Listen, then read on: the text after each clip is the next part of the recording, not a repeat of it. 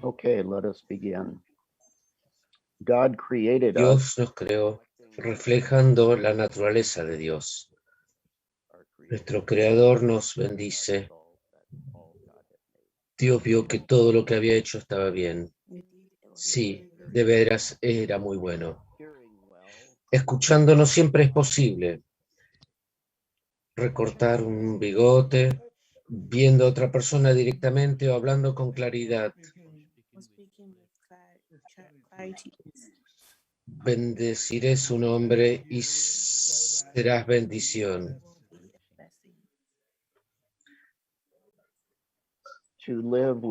Vivir sin dolor no siempre es posible. Ofrecer un asiento claro, firme, es posible. Te bendeciré y serás de bendición. La capacidad de estar sentado o parado por mucho tiempo no siempre es posible. Planificar recreos y actividades alternativas con descanso sí es posible. Te alabamos porque hemos sido hechos maravillosamente. Grande es la obra de tus manos, lo sabemos bien.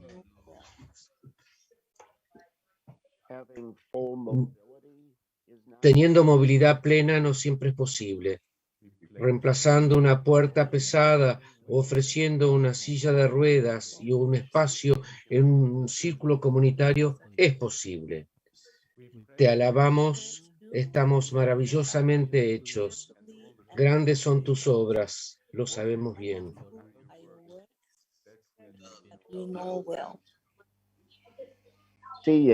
Ver no siempre es posible. Identificándonos por nombre o describiendo un espacio nuevo, sí es posible.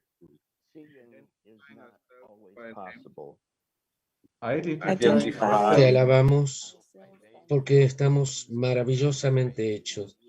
Grandes son tus obras, bien lo sabemos. Wonderful are your works, knowing well.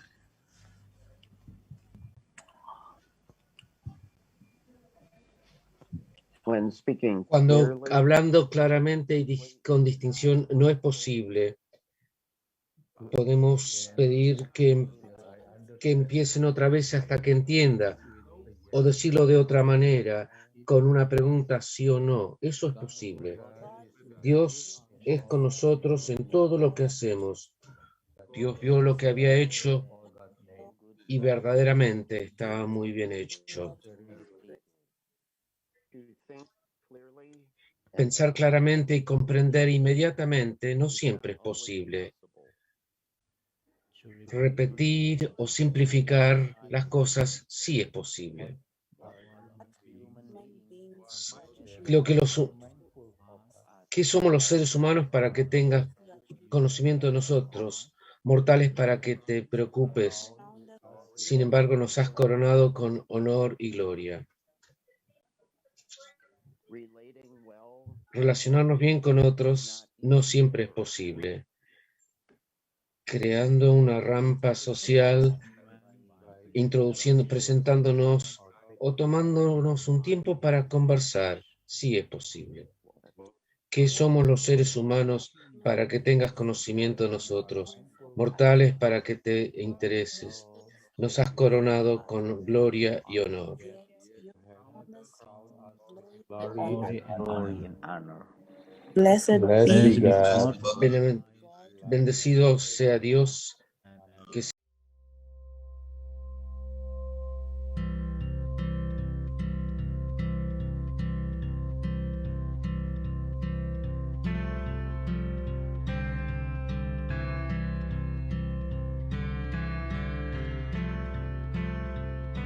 You have searched me, Lord, and you know me.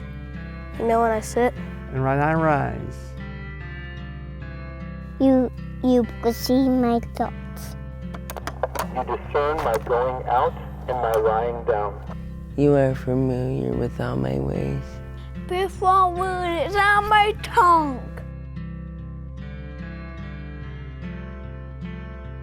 You create, you must be. You knit me together in my mother's womb.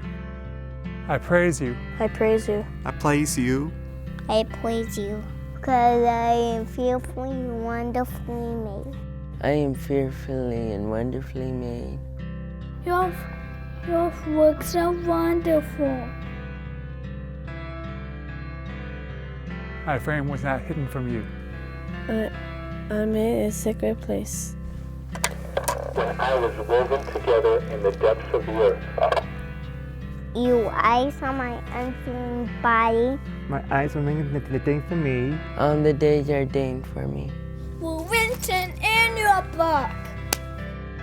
Before the manifold to be. How vast are the sum of them. Were I to count them. Outnumber the grains of sand. I am fearfully. I fearfully. I'm fearfully. I am fearfully and wonderfully made.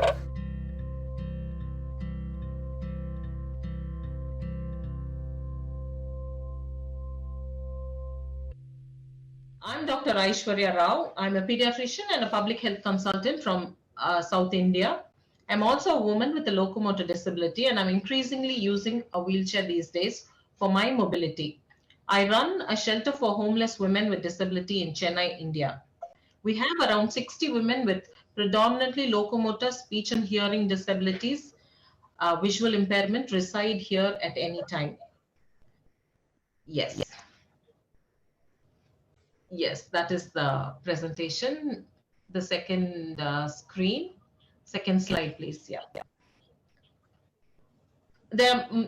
These are mostly young women looking for opportunities. They come to Chennai for study, for work, to find love, to play in sports, and the shelter fills a need until they can become independent. We are also involved in policy and advocacy of women's issues, particularly women with disability issues on health, education, and livelihood at the state and the national levels. We work with various women's groups and individuals all over the state. During the recent unprecedented COVID crisis and its resultant lockdown and the restrictions on mobility and contact that all of us across the world experienced, women with disabilities faced hardships in untold ways. We heard and dealt with increased abandonment, homelessness, loss of livelihood during this time. I mean, a lot of groups experience these issues, but women with disability face them even more. And I have here 4 case studies that I want to praise before you. These were cases that were very close home to us that we encountered at the shelter. First is Geeta. You can see Geeta is a 40-year-old woman with speech and hearing impairment who lost her way from home. We rescued her from the streets of Chennai in a very bad condition. She could not communicate with us because she did not know sign language. She could not read or write. She had so we had no information about her. She had no papers on her. So she's your true example of someone who's stateless and paperless.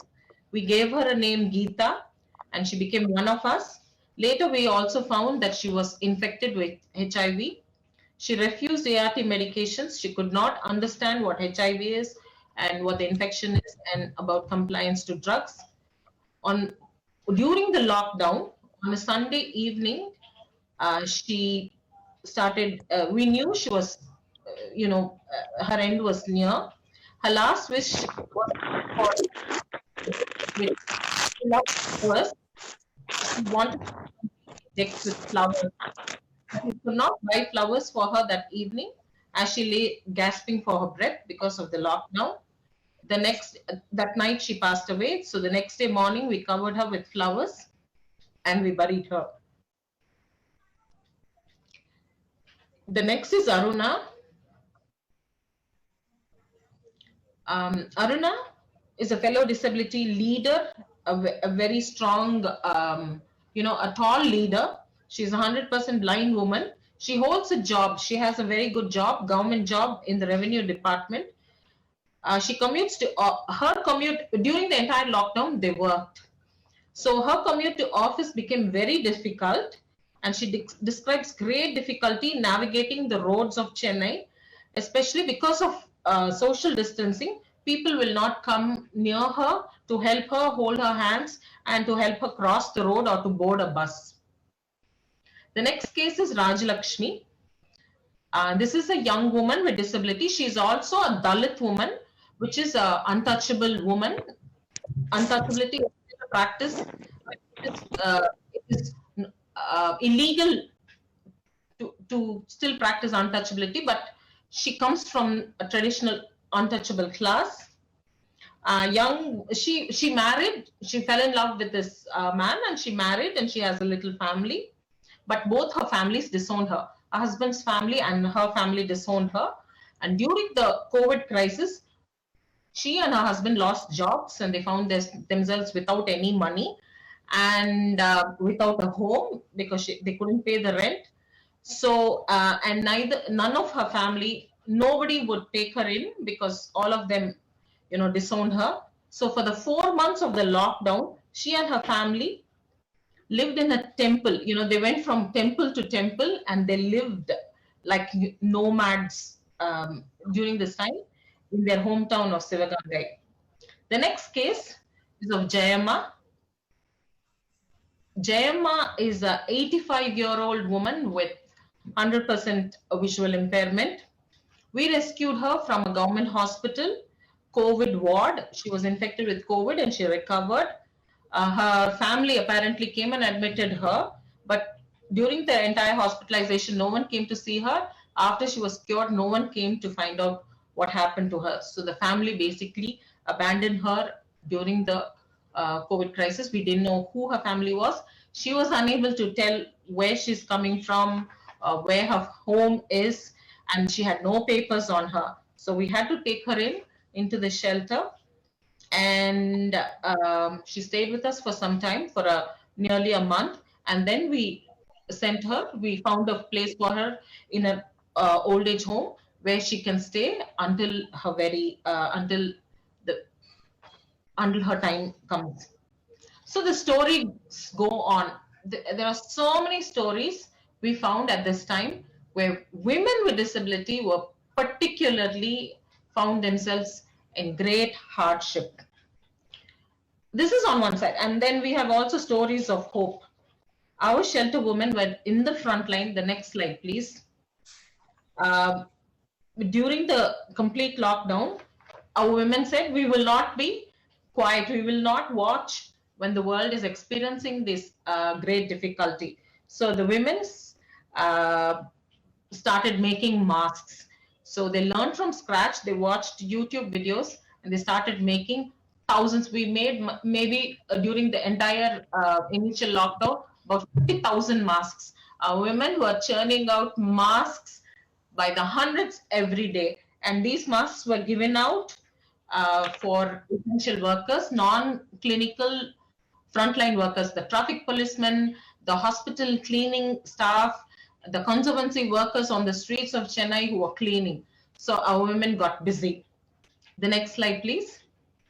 Also, our shelter became involved with the city, the Greater Chennai Corporation, in COVID intervention work. Our women, a lot of women, they formed a cultural ensemble and they went into the community around our shelter and they started doing demonstrations on how to do social distancing, the importance of wearing masks, about hand cleaning, etc. And then our women also, because some of them were literate, computer literate, we helped the city do the data, some of the data entry work about who's infected and where they're quarantined, and all sorts of important data work we did. The women from the shelter they did it completely on a volunteer basis. We helped the city to tackle the COVID crisis. So the COVID situation was really a mixed bag for us. A lot of hardship, but also a lot of involvement and putting ourselves out there to help others. So these are some specific experiences we had. But I want to come to another part of something that not just our women at the shelter experience, but persons with disability, especially students, children, young people with disabilities experienced. About how all of us know, all our children, all our young people, because schools and colleges were closed, education became completely online. But how inclusive is digital education? We found from our experience, next slide please, a lot of our students struggled, a lot of our young persons struggled with inaccessible online platforms. Suddenly all classrooms went virtual. So especially for students with visual impairment, the menu and the content were not readable by the screen reading software. So a lot of the teaching methodology, teaching aids became inaccessible for them. For our students with speech and hearing impairments, the lessons, though they were able to access the classes, they were unable to understand what was going on, and they were unable to complete their assignments. So while in the future we see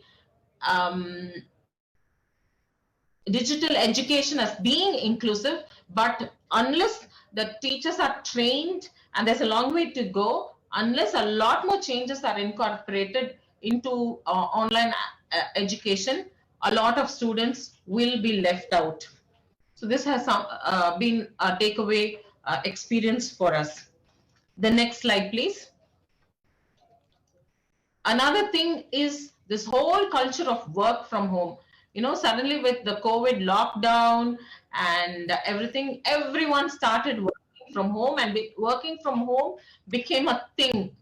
This is something that people with disabilities have for years been asking, that they be allowed to work from home. They've been trying to convince their organizations and corporations and offices to, they've been trying to convince them to allow them to work from home, but everyone frowned upon it and said, oh, work from home, you're just lazy, how will it work, will you be able to deliver? And those questions were there. I mean, we were never winning it. But suddenly with the COVID lockdown, everyone, it became so acceptable, and people are able to work from home. So this is one of the if you ask me, this is one of the most important lessons, experiences that the people with disabilities, I mean, it was a moment of vindication, and we were like gloating and saying, look, aha, it was an aha moment for us. We said, look, we told you that we can all work from home several years ago. So this is one of the important takeaway lessons for us, for people with disabilities during the COVID crisis. Finally, I just want to wrap up. For me, COVID pandemic has been a great teacher, and the COVID vaccine especially has been a great teacher for me, and I'll explain why. Because the development of the vaccine was done within a year. Within less than a year, we have more than a dozen vaccines that are used all over the world. Millions of people are being inoculated as we speak with the vaccine. If you come to think of it, the polio vaccine took 17 years for development, but that was a long time back. But the point is, if there is an urgency, if there is really a need, then people will put resources and time and effort, and it can be done. So the COVID vaccine shows us that if there is a dire need for a solution, it can be done. So that is the takeaway for us. So if in the future, if solutions need to be found for disability, because I always say the disability is just design. You can always find a solution to get around disability. So if there is a will, we will find the way. And also the COVID vaccine, the most important lesson the COVID vaccine taught us is that we cannot leave anyone behind. And the coronavirus taught us that it is no longer survival of the fittest, but it is the protection of the most vulnerable that is important for us to win the battle for humanity. And the epidemics hold a mirror to humanity and to society as to who we really are. It calls into question the relationship between man and the wild and shows us what happens when that natural environment is tampered with. It also shows us the moral relationship that we have towards one another as people. The main part of preparedness to face this pandemic is that we need to realize as human beings, we are all in this together. What affects one person affects us all. So the COVID crisis actually taught us that if you care for the health of a few of the poorest, of the most vulnerable and the weakest persons, that together all of us are protected. So, and that holds lesson for us that we should look at the health of the weakest among us. And I will finish with this quote by Dr. Tedros, the General Secretary of WHO, who says that when humanity is faced with a common enemy, the best chance we have is to face it together, and solidarity is everything. I mean, only with solidarity can we win this whole war. So this is the important lesson that I and my women at the shelter took from this whole COVID crisis. Thank you for this opportunity to speak to you.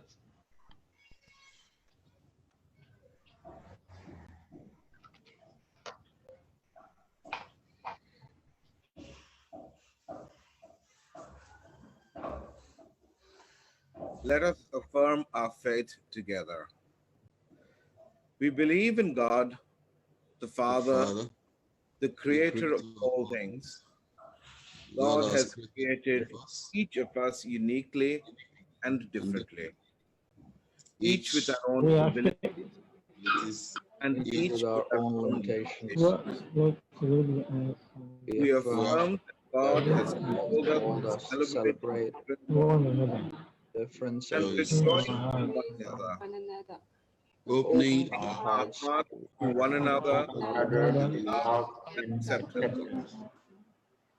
We believe in Jesus Christ, the only begotten Son of the Father, who was born of the Virgin Mary, whose body all the limitations of human experience. Healed some, he healed some, but he taught acceptance of all who live with disabilities, who through his Son broken body cross reached out in love to all, and by whose stripes we are. We believe in the Holy Spirit, breath of the Father, breathed by the Son, on whom all is done.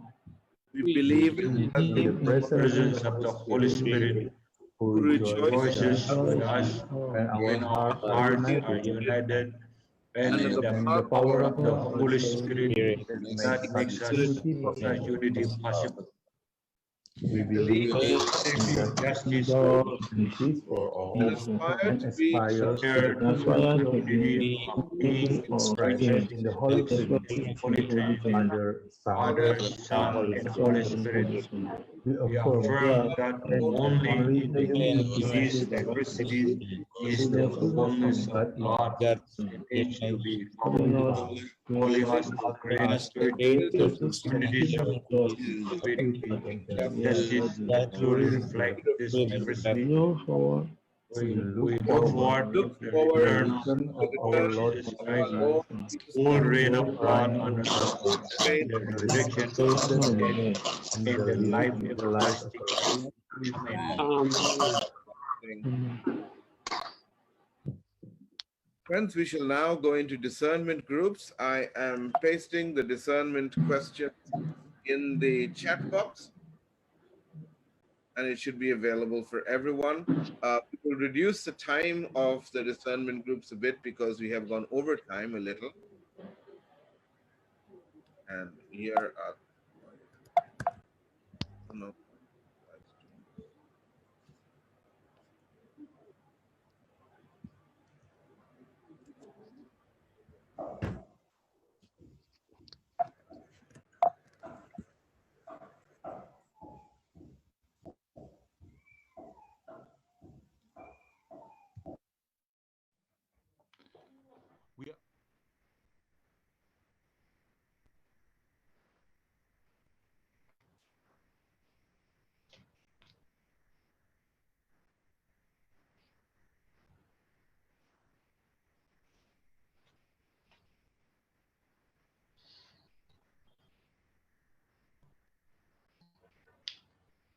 Lord God Almighty, like Moses in Exodus 4, we feel incapacitated without ability.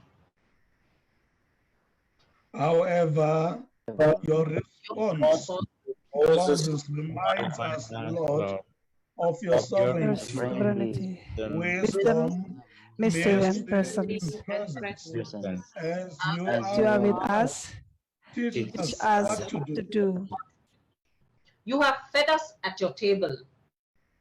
Yes, We are among poor, the poor, Crippled, lame, blind.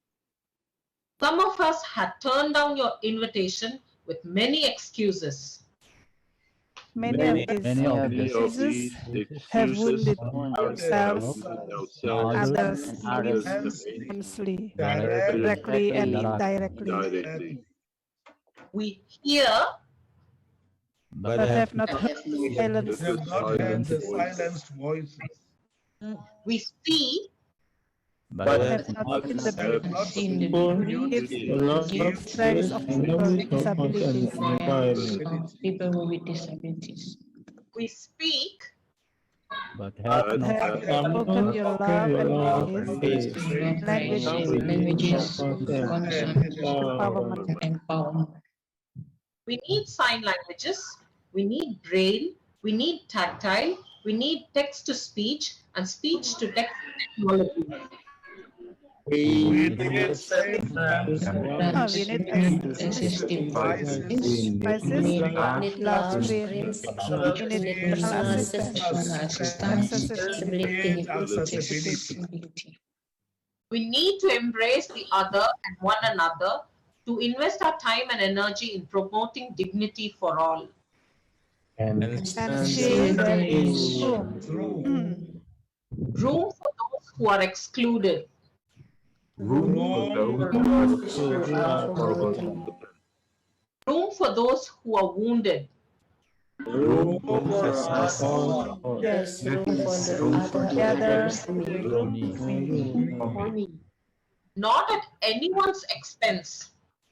Room for grace. Lord, you remind us that your grace is sufficient for us, for your power is made perfect in weakness. Therefore, we will boast our weakness, so that the power of God rests upon us. Content with my weakness, when I'm weak, I'm strong.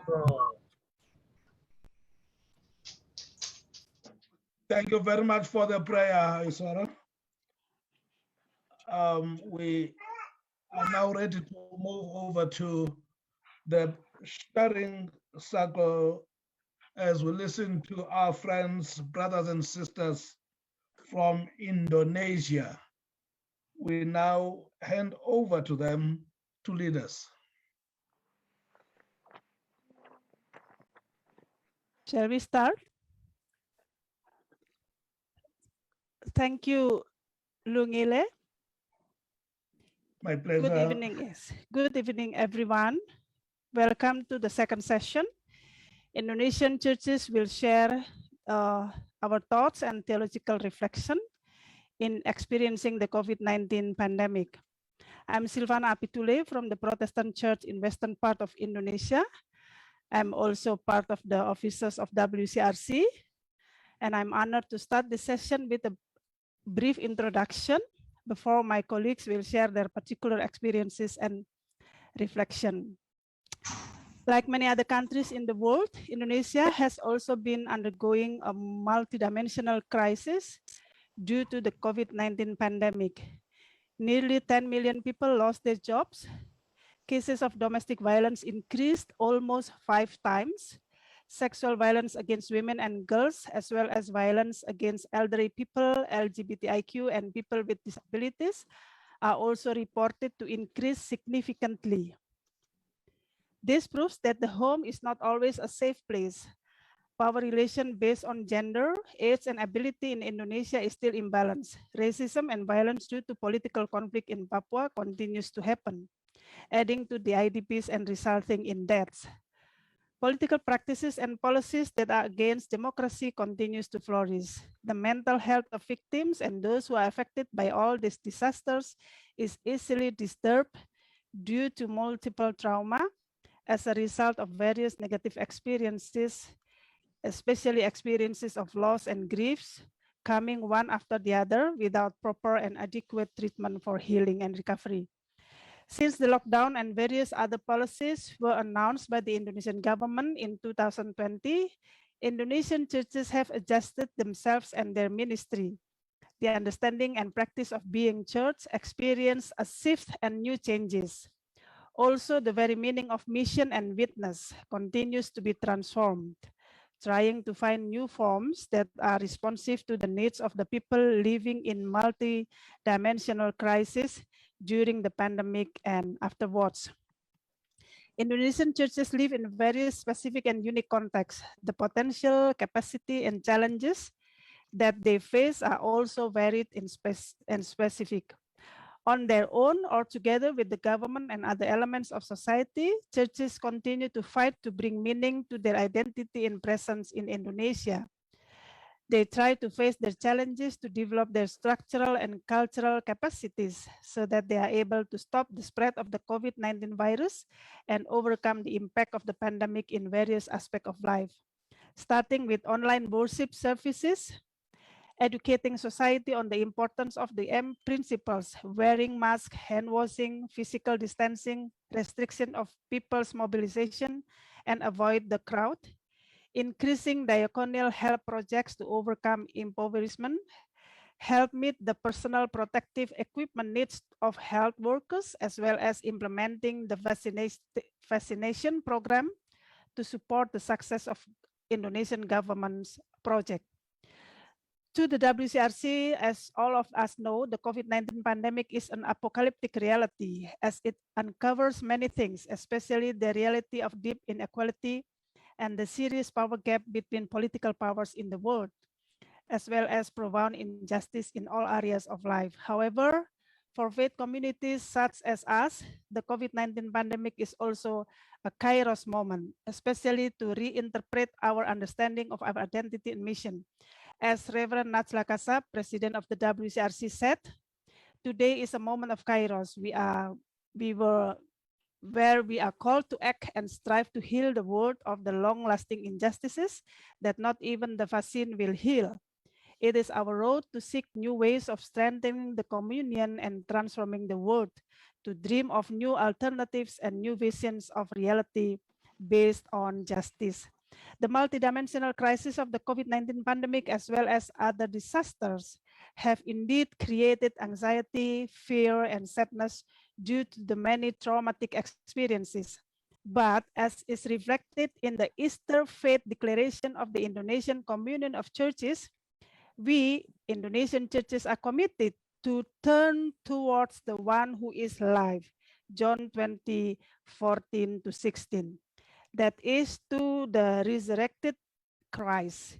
This is the hope that affirms and strengthens churches to continue to serve and witness in the time of the COVID-19 pandemic. The resurrection of Christ that has overcome death and demise is celebrated and given a special meaning. The churches in Indonesia have and will continue to turn towards the one who is life, that is Christ, in the midst of the challenges and threats of death by the COVID-19 pandemic and all its impact. And most of all, by the inequality of power and deep injustice behind the COVID-19 pandemic, as well as various other global disasters and calamities in the world. Friends, I wish you all a fruitful and enlightening discussion. Thank you so much. I now will, Lungile, shall we directly let the moderator to facilitate the discussion? Fine, we have presentations. Yes. 4 presentations. Yes. And you have to facilitate that session. You call upon those presenters as you have arranged. Yes. Reverend Melinda Sari from the Evangelical Church of Kalimantan will moderate the presentation. Reverend Melinda. The screen is yours Okay. now. Thank you, Kak Sil.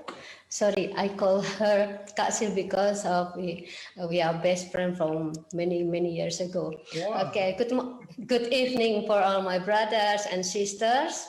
From the presentation in the first session and from our experience in society, we realized that the COVID-19 has dramatically changed every aspect of our life since it spread globally in the world, not only in economic, education, culture, social, but also in theology. We cannot count it how many people are affected, and we still struggle to deal with this pandemic. As the response to multi-dimension effect of pandemic in this session, we will listen sharing information on how our four panelists from Indonesian churches deal with the pandemic. What are their analysis on pandemic reality, and what are their recommendations to the church in time of COVID-19 and beyond?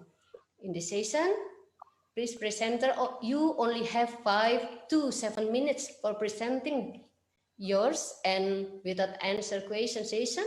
And the four panelists are the first one, Dr. Francina Yoteni from Gereja Kristen Injili in Tanah Papua as the first presenter. I introduce Reverend Dr. Elifas Maspaitela from Protestant Church in the Moluccas as the second presenter, and Reverend Dr. John Simon from Protestant Church in the western part of Indonesia as the third presenter. And the last but not the least, as the fourth presenter, Miss Herawati Bangun from Church of Karo Batak Protestant. And we will start this session with the first presenter. Please, Dr. Yotani, deliver your presentation. Okay. Indigenous people in Papua are being challenged by the fundamental issue in the times of COVID-19 and beyond. The issue is about eco-theology versus anthropocentric. What is eco-theology versus anthropocentric? Papua indigenous people see themselves in an equal relations to the nature. Nature provides ecosystem where human beings are responsible to care, vice versa. Nature helps flourishes mankind's life. Men have a circle for hunting and gathering food from the nature till this day. In this kind of relationship, Papuan has a strong spiritual thought interconnection with the nature. For example, inhabitants of Mairasi Lake will only get 10 pieces in a day, and it is an obligation not to clean pieces in the lake to preserve a clean freshwater environment. Amume tribe believe that mountains are mother's breast that flourish people's life. Or Wondama tribe listen to the sound of the nature that would help teach us a lesson. From the rainforest in Papua, we contribute as a lung for the world and for the coral reef triangle of the world for marine habitat. The interconnection between natural resources and humankind has given us an identity, dignity, and we believe that God bestowed this to us.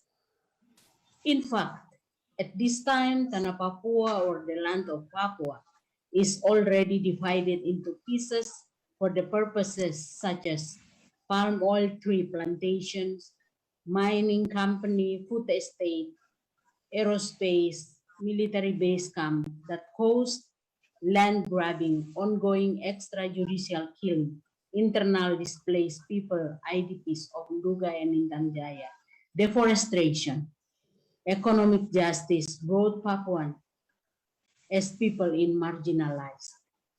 The most vulnerable group of people, such women and children, are victimized. Wave of human rights abuses are experienced by Papuan without justice. In this situation, we can see an anthropocentric thought has been influencing toward regulation and migrant attitude in Papua. Anthropocentric means that considering human being as the most significant entity of the universe. Papuan values reject anthropocentric philosophy. For example, when Papuan talk about enough concept, that is contradictory to the corporation objective is to gain profits as much as they can get. When Papuans are caring for the environment as spiritual activity, the corporation destroy the land and its environment. A site of anthropocentric thought. Another man-made disaster is structural racism. Structural racism is experienced by Papuan students in many cities in Indonesia. Nowadays, issues of climate change, global warming, and climate crisis has become a monster that attack humankind. Recently, natural disaster by cyclone tropic Seroja hit Nusa Tenggara Timur, Indonesia, where two of WRCR member churches, GMIT and GKS, are part of the victims. In times of COVID-19, the pressure is much more because the GMIT is facing the issue of migrant workers and stunting, while GKS is facing child marriages and domestic violence issues. Discerning what God wants us to do. 2 Corinthians 6 verse 2 says, "In the time of my favor I hear thee, and in the day of salvation I help thee. I tell you, now is the time of God's favor. Now is the day of salvation." Introduction to this book indicate that there is evidence of how Apostle Paul wrote to believers in Corinth about developing relationship with God. In parallel, Isaiah 49 verse 8 states, "The Lord says, in the time of my favor, I will answer you, and in the day of salvation, I will help you. I will keep you and will make you to be a covenant for the people to restore the land." In this context, Isaiah wants his readers to acknowledge their hypocrisy and change ways.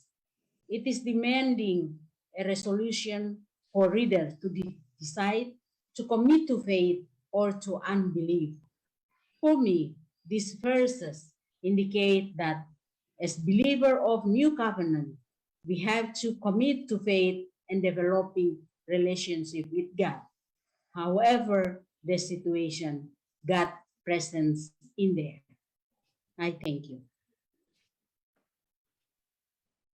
Thank you, Dr. Yotani. You are on the time. And the second one, please. Reverend Dr. Elifas, Mas Faitela.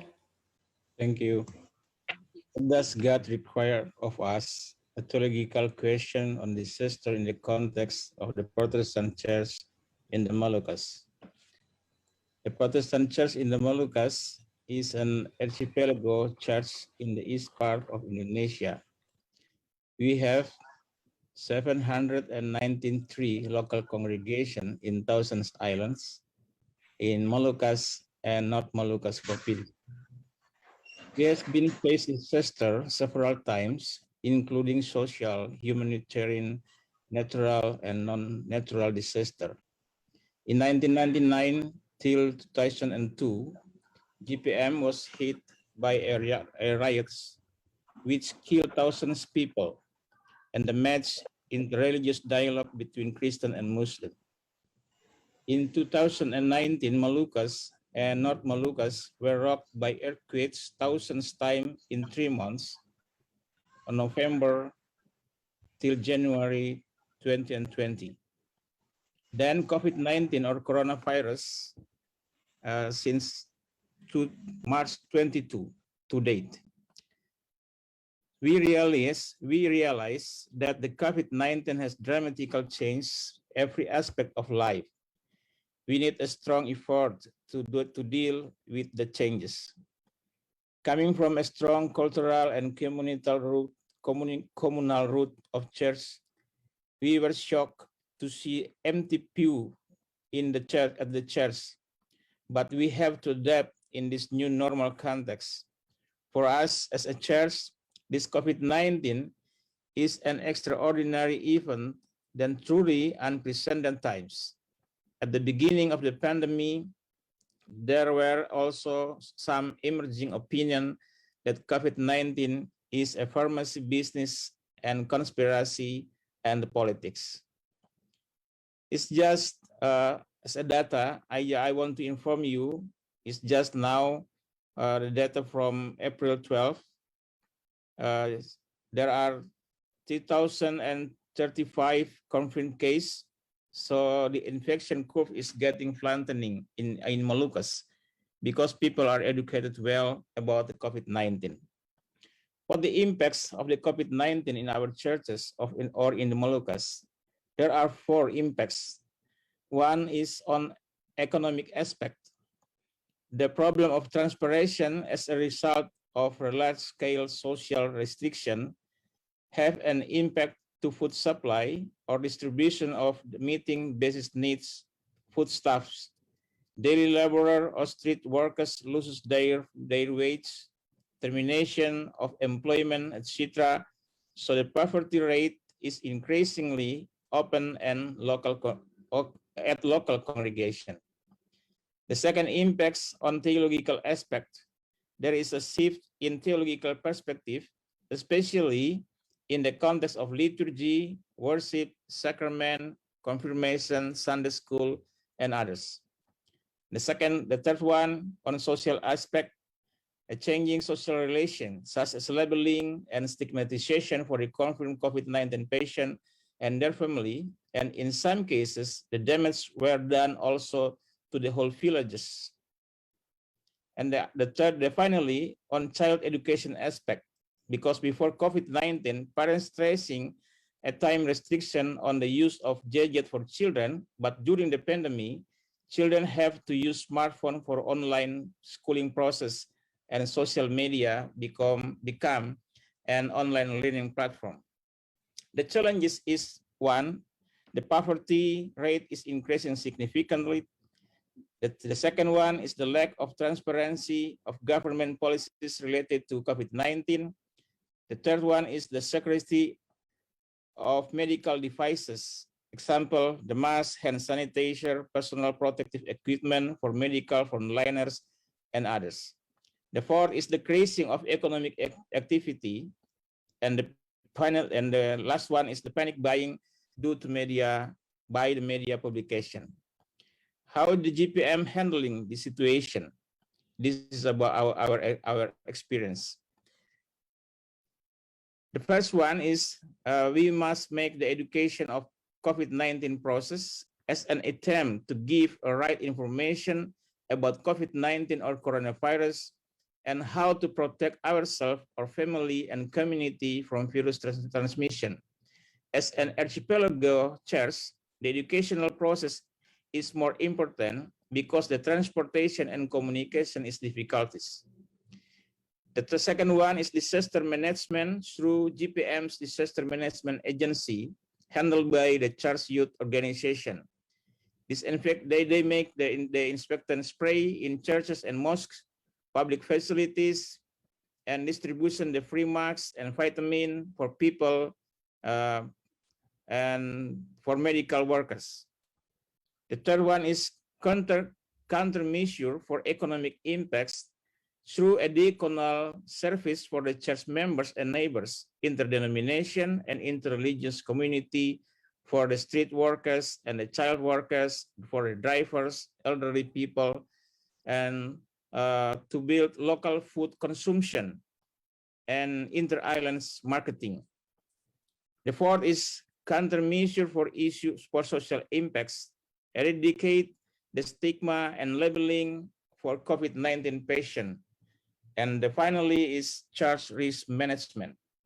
For us, as a reflection, that disaster theology become a theology topics to answer the whole question about mission and church service itself. What we understand with disaster theology is how to build in the sense of disaster as a result of the environmental and social changes among pastor and congregation. Without senses of disaster, we couldn't give an appropriate response in disaster situation. The second one about the disaster theology is how to build transformative koinonia, collaborative between church, government, and other social organizations to build disaster resiliences of community. The third one that is how churches have been called to build disaster management. And the fourth one is reviving the pastoral social in order to build healing community and post-traumatic healing. Sorry, And your time finally, is up. humanitarian disaster. Thank Sorry, you. Master Kayla. Okay. The third presenter, please, Reverend Dr. John Simon. Thank you, moderator. May I share my short presentation? Yeah. Okay.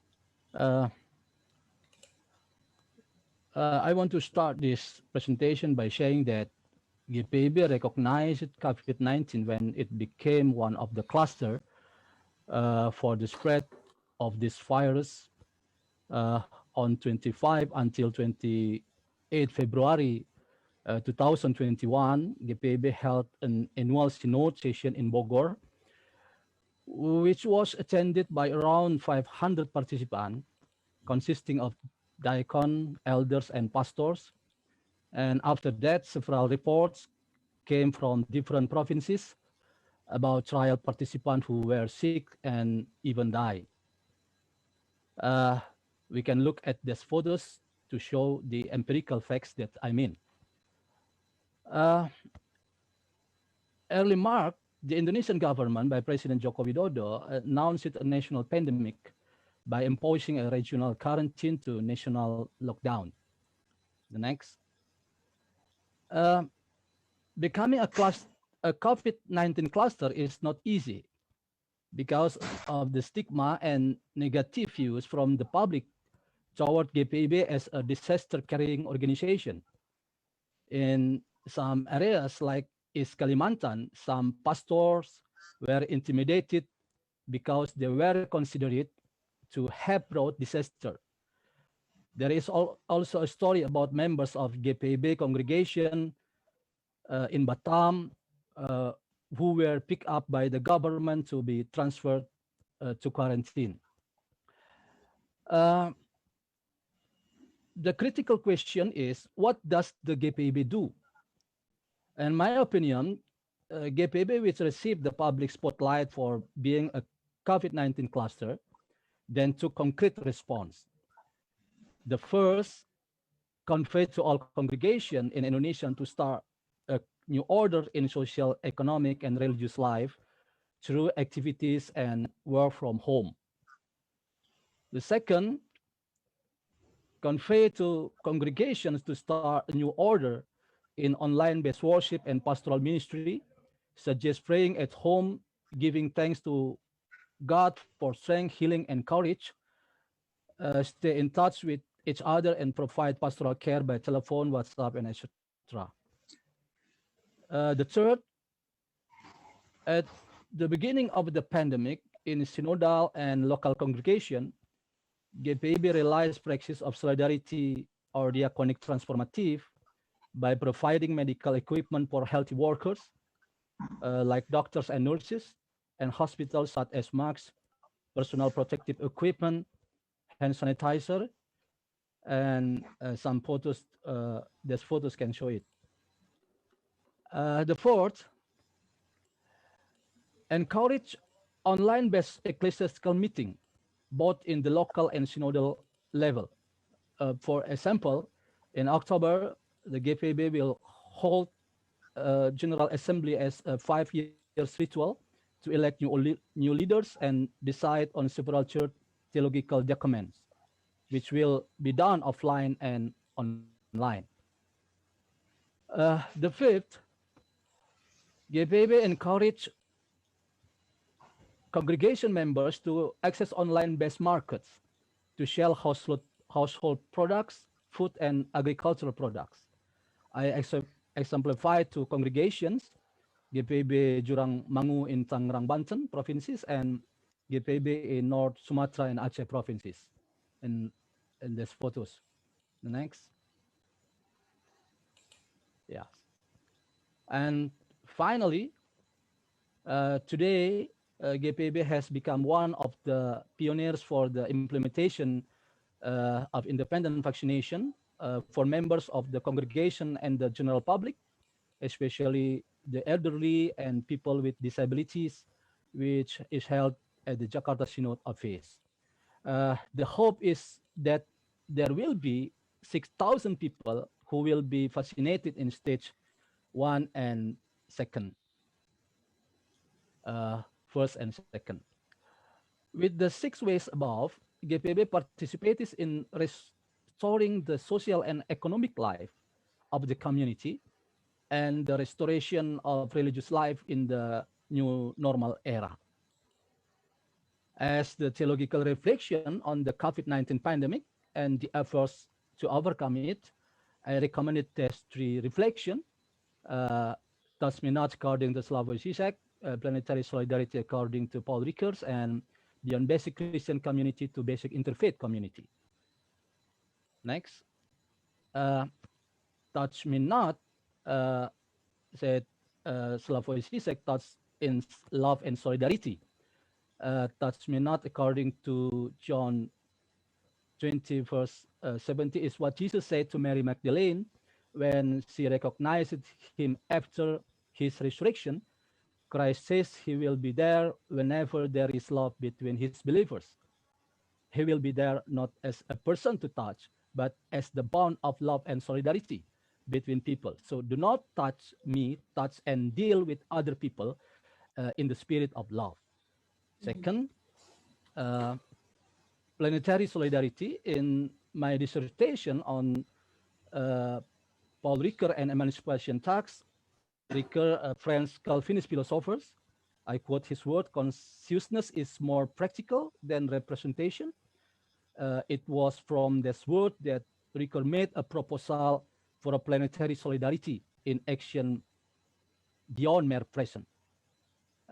For Indonesia, the crisis due to the COVID-19 pandemics feel even more severe when terrorism in Makassar and natural disaster occur in various regions. The last one, Cyclone Seroja, hit the province of East Nusa Tenggara, is as one of the provinces with the largest Christian population in Indonesia and covering the service area of one of the WCRC member synods, Christian Evangelical Church in Timor, Gereja Masih Injili di Timor. We express our solidarity and condolence to the victims in Timor. And last, beyond basic Christian community to basic interfaith community, as part of the nation in Indonesia, churches and Christians must become open communities and cooperate with people of other faiths who are also facing the same crisis. So my recommendation is to expand cooperation between Christians to interfaith cooperation in an effort to overcome the crisis. That is what I mean beyond the basic Christian community to basic interfaith community. And closing statement, the COVID-19 pandemic is crisis with the global community because it takes a planetary solidarity paradigm, which is beyond relation within Christian itself, toward interfaith relation to solve it. That's my presentation, and thank you very much for your attention. Thank you. Okay. Thank you, Reverend Dr. John Simon. And the last one, Ms. Herawati Bangun from Church of Karo Batak Protestant. Thank you for this chance. I'm going to present what we are facing now here in Karo land. We are living in the highland of Karo Regency, together with at least 70 members of GBKP, Karo Batak Protestant Church, and the majority of the populations are living from the agriculture. In addition, in our regions, there are thousands of daily workers, which are not the indigenous, but the outcomers from other regions who works in the farms of the local farmers with the income range range between 80,000 to 100,000 per day, or equals with $7 or $8 per day. And they start working from 9 a.m. to 5 p.m. Also in our regions live thousands of people from the villages which are affected by the eruptions of Mount Sinabung, whom until now are still need the supports for their daily life. Karo tribes community, which is majorly living in the rural areas. So far, they are living with the basic of strong kinship. Almost all Karo people are the hard workers in the agriculture sectors. There is no land without cultivating with the productive plantations. And the main income resource of the people here is from farming and then marketing the agricultural product. In social cultural aspect, the cultural traditions have the customs party is also very strong. So it is very difficult to for us to apply the social distancing, because whenever we have a cultural party, there would be gathering 700 until 1,000 people in the village or city hall, and they all sit together with a very close distance. So other struggling we faced with the pandemic of COVID-19 also, that the washing hands habits is not the routine habits of Karo people. And also in several areas, especially in rural areas, it is very difficult to access clean water to wash hand. That's also with the using of face mask. It is not usual and also need budget to buy mask. And it is very difficult for people, especially surrounding the Mount Sinabung, to buy a mask for themselves. That's why we must provide and distributing face mask for people, especially in the villages surround the Sinabung volcano. The impacts that were felt during the first time of the pandemic occurs was the economic and agriculture impacts. On April 2020, the prices of the agriculture product were declining. All agricultural products were cheap. For instance, hot chili pepper was only 2,500 rupiahs per kilo, while normally it was 15,000. Red chili pepper, 5,000 rupiah per kilogram, while normally it was 30,000 per kilograms. Also the same with the prices of other vegetables and fruits, which is the main products of agriculture surround Karo Highland. The traders who usually buy the products from Karo Regency were no longer came to buy the products from our land. So this made the economic getting down, and there was also the accumulations of agricultural products, and many of the agricultural product even just staying at the farm without bringing to the market to be sold, and this causes the lots of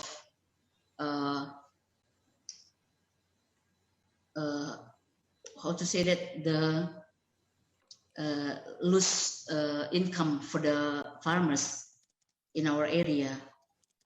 And also the traditional market here in our land are open continuously without noticing the health protocol. So they are gathering all together with a large number of people in the traditional market almost every day.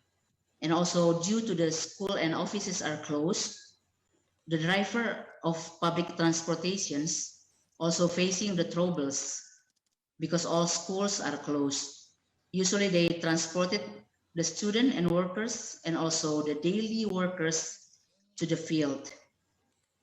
In the church life, also the same. Based on the government policy, the church activities are also stopped.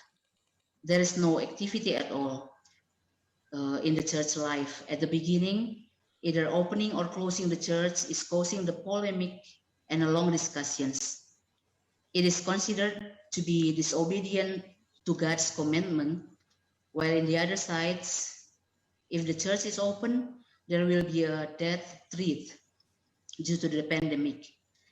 Many of the congregation's members are sad and upset due to not to be able to go to church. The worship service are done live streaming until now. And even our synod assembly is also done live streaming.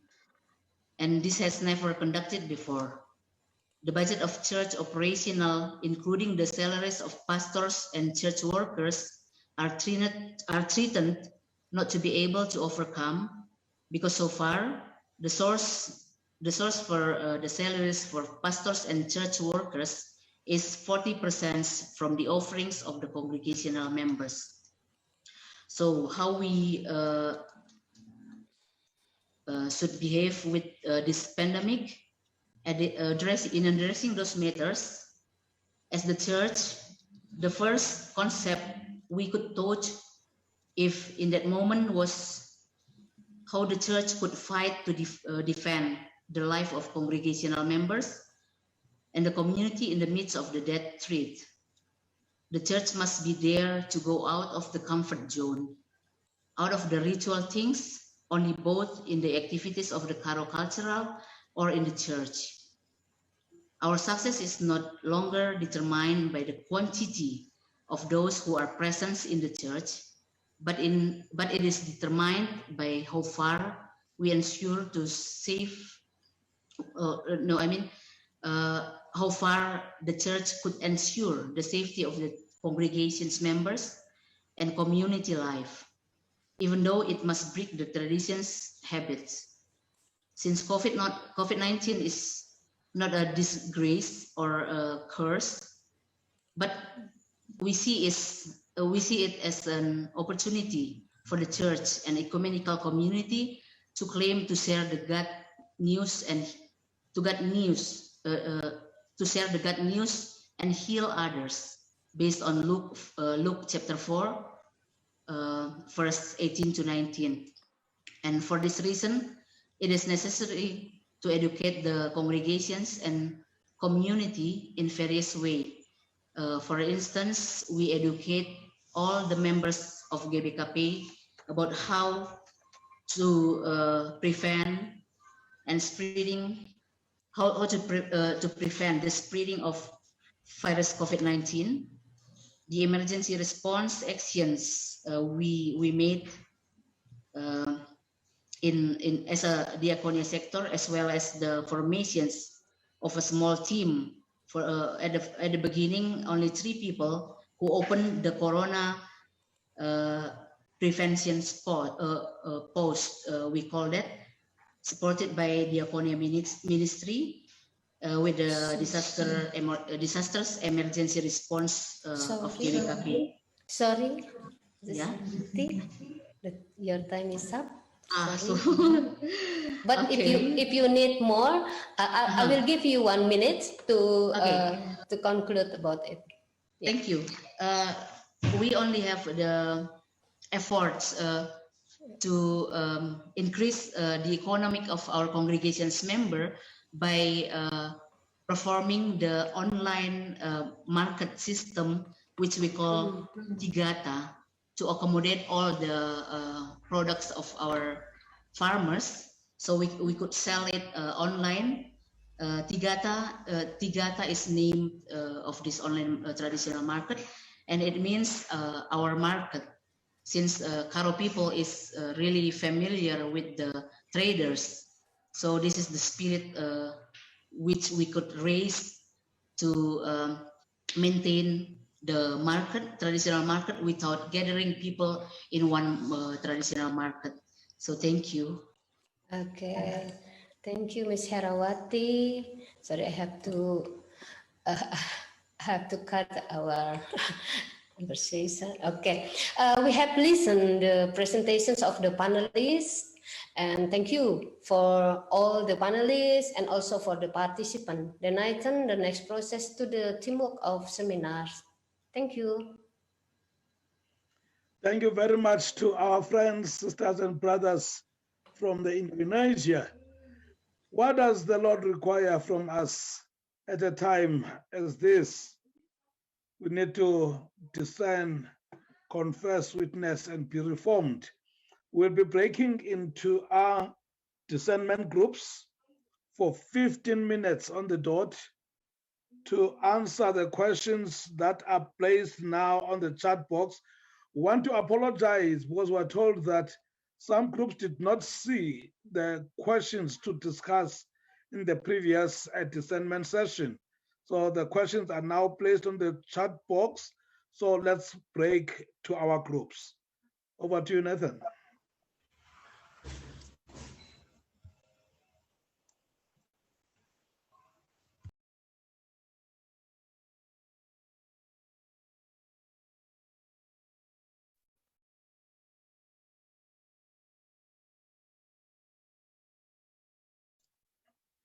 Thank you so much. Welcome back to the main session. We want to take this to the end as we thank the presenters from both people with disabilities, living with disabilities, and we want to confess that we have not done enough to address that question since the beginning of this program. So we were awakened to the fact that we need to work more to make sure that people living with disabilities do take ownership of these. And even our language needs to be refined in such a way that no one should be welcoming others, but we should be joining together in making sure that we speak the same language. We also are grateful to our friends, brothers, and sisters from Indonesia for sensitizing us about the issues of ecology, issues of anthropocentric theology, and we want to make sure that we learn together, we grow together. We want to thank you all for participating in this session, and we will be coming again together on the 28th of this month, that is in 14 days time, where we'll be going to the Middle East. So please, we are very happy to hear from Indonesia indeed, and to get you on board today. Don't jump off board. Let's continue. This process is on until we get that statement, that confession, which will be the culmination of many sharing sessions and discernment sessions. Don't leave us. You are welcome to join on the 28th as we go to the Middle East, Israel-Palestinian conflicts. As we go to other places subsequent to that, we want to go together. Thank you so much. I think we are beginning to grasp the language that we need to speak as we address global apartheid, as we address the effects of the pandemic, COVID-19, to humanity and to non-human beings. So let us work together. Now we want to also apologize for the misunderstanding that happened at the beginning of this. The time in the European setup has changed. They have the summertime and winter time. So please take note next time. Let's be together. We now move over to the closing prayer as we invite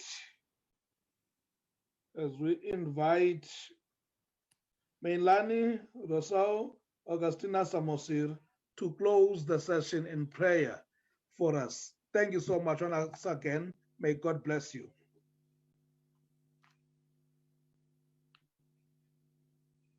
Dear sisters and brothers, let's join in the closing prayer.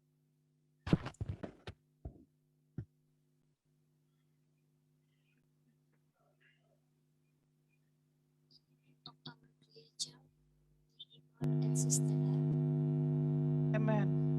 Amen.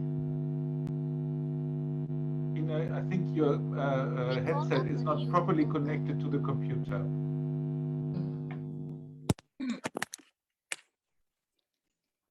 We call upon you, O God, who heals. Grant us your Grant us your mercy and compassion. We seek you, O God of the weakened.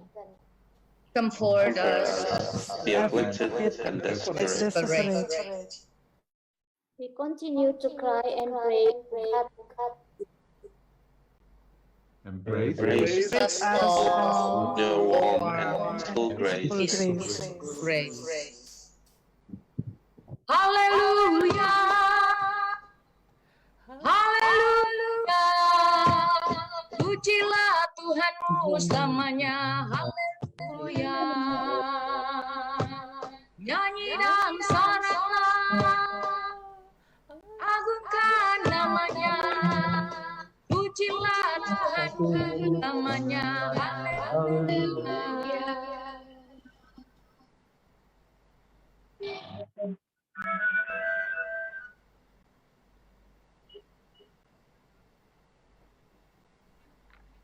Nathan. Dear friends, congregation of churches, we gather here in solidarity with our sisters and brothers who live in pains and despair. Let us confess our mistakes and vanity towards persons with disabilities. We made them live in silence and put them in darkness. Instead of calling God as the law, we made them call God as the unjust Lord. We refuse to hear their voice while God, our Lord of the oppressed, we made them to live in a template of holiness and completeness. We create the doctrines and standards of perfections which are passed down from generations to generations. We are losing our solidarity with the delicate hearts who have been excluded, rejected, and abused. Let us pray. dear anomalous God, Give me the courage to become a monster. give me the ability to live in weakness. Give me The strength not to know. Give me the voice of silence. Give it to me. Give me joy in wounds. Give me a smile when I see my body. Give me your strength when Give me Give me tears. tears of laughter. give me the serenity to peace. Give me yourself. Give me love And be Like like you. Amen. Amen. dear brothers and sisters. Let's sing and dance together. Our reflection of the vulnerability and equity in ourselves and others. If possible, please open your heart to follow the video.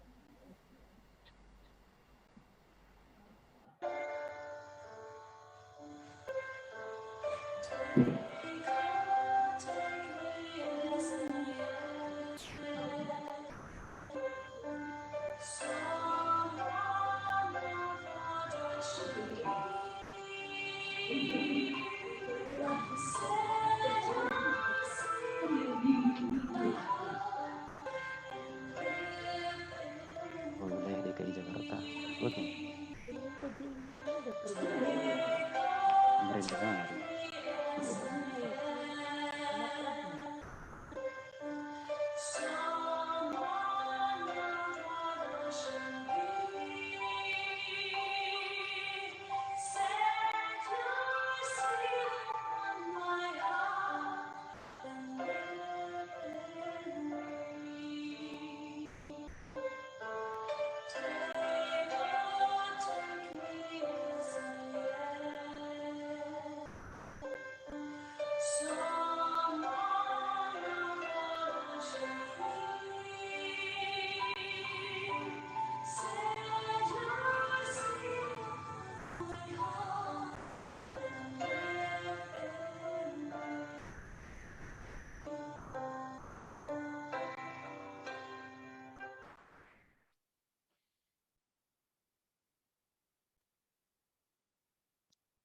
As we gather here, we remember our sisters and brothers who are still striving with diseases, they who groan in pains and fight the coronavirus. We pray for the tears that still be shed, for the lost soul of our loved ones, for the survivors of diseases, disasters, and wars, for the victims of sexual violence, modern slavery, and trafficking, for medical supports, doctors, and health workers, for our family, countries, and the earth. O God who heals, please hear us. May God illuminate us with light. May our eyes see the mystery. That can only be seen by the blind. May our ear hear the sound. That can only be heard by the dead. May our body dance the move. That can only be swinged by the We believe in God, Mother, Father, Spirit, who called the world into being, who created us to live. respect and love. In the name of Jesus Christ, we pray. Amen. Together. Amen. Thank you, friends. Thank you, dear sisters, for leading the devotions this world. And thank you, everybody. God You're bless welcome. And thank you, Ulungili. Thanks, everybody. Thank you very much, brother and sister. Thank you. Thank you very much for Bye. today's session. Bye, friends. Thank you. Next time. Bye. Thank you, Catherine. Thank you, friends. Have a nice Bye from Indonesia. Thank you. Merci, Pierre. Later. Au revoir, merci beaucoup. Au revoir. Bye. Merci, Paul. God bless. God bless. Hi, Diana. Hello. Yeah. Hey, what a long time. I was happy to see you in. Thank you. Well, I got 5 minutes the next one, so I gotta go. Thank you. Yes, Thank you, Diana. That's great, Diana. Thank you, all brothers, sisters. Thank Thank you so much, sister. Thank you. Here in the early mornings. Good morning, everybody. Almost. Yeah. Who are you? Thank you so much. Thank you very much. Thank you, Silvana. Thank you, Natsuma. Yeah. God bless. President, yes, ma'am. Thank you. President. It's now.